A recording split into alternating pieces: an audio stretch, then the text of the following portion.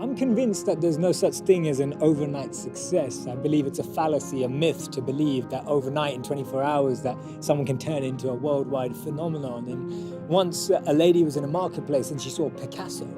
And she went up to Picasso and she said, "Picasso, can you draw me a portrait?" He said, "Sure, I'll draw you a portrait." He reached for a pen and paper and he, in 30 seconds, sketched an identical portrait of this lady, and handing it back to her, he said, "That will cost you $30,000. And she replied, she said, "Picasso, how can you charge me $30,000? That took you 30 seconds. He said, "It took me 30 years to be able to do that in 30 seconds.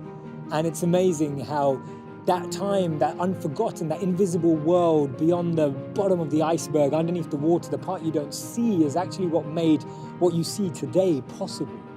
When you look at the definition of a failure in the English dictionary, it's defined by 3 words: lack of success. But that means we don't value learning. It means we don't value growth. It means we don't value experience and struggle. Our obsession with winning means that we're actually letting go of all of that which we could be learning at every single point. Since I was a young boy, I've been enamored with stories of failure, from biographies and autobiographies and books about people who changed the world and books about people who changed other people's world.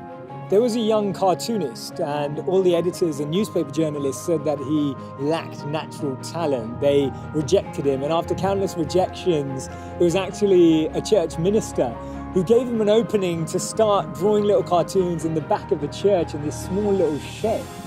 And this gentleman, he once saw a mouse running around, and believe it or not, that was the birth of Mickey Mouse. That was Walt Disney, that cartoonist who went on to win 22 Academy Awards. There was a young man who was actually cut from his high school basketball team. He went home, he shut the door, slammed it shut, and actually cried for the rest of the evening. And funnily enough, he went on to become a 6-time NBA champion, a 5-time MVP player in the NBA, and he's no other than the person we call Michael Jordan. And can you believe it, that the person who's revered as one of the best players of all time was missed? That coach missed him, it missed his potential, and I'd love to speak to that coach now and see what they think of that. The Chicago Bulls pick Michael Jordan of the University of North Carolina.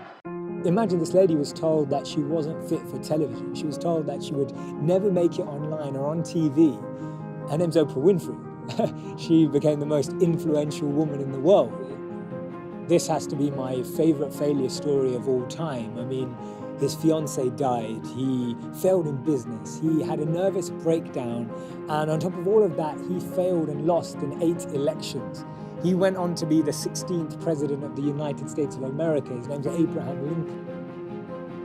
I actually believe that failure has the ability to lure success. Countless failures are almost doorkeepers to success, and every time you walk through one door, the gate gets bigger and the lock gets tighter, and it gets that much more difficult because we're being tested for our genuineness and our authenticity and our real desire to chase that goal, a real desire to actually embody the values that are needed to almost take responsibility for that success, to take responsibility for that position and the influence it brings with it. And therefore, if you've never failed, you've never really tried anything new. I really want you to get involved in this conversation and this dialogue as we think out loud together about our minds in this world. So please join and subscribe today. Look forward to you joining me.